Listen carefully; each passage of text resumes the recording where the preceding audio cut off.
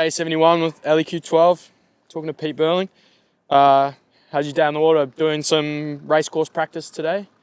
Good day. Awesome day out there. We're in southerly, so it's a little bit colder than we used to, but the sun was out. Really puffy, dynamic day. Probably quite similar to actually the offshore stuff in Barcelona we get late in the summer, so it was really good fun for us to put around a course and just try and get a few things dialed in. Yeah, brilliant. How are you finding the transition between going to the course style practicing versus like the straight line testing situations?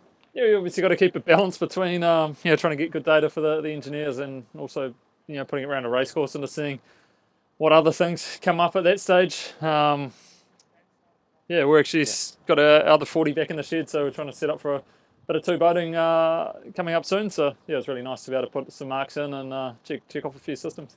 Yeah, brilliant.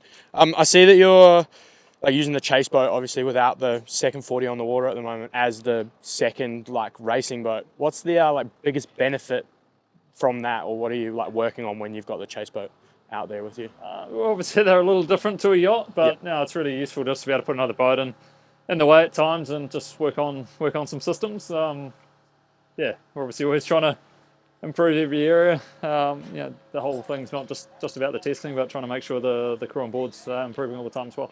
Yeah, brilliant.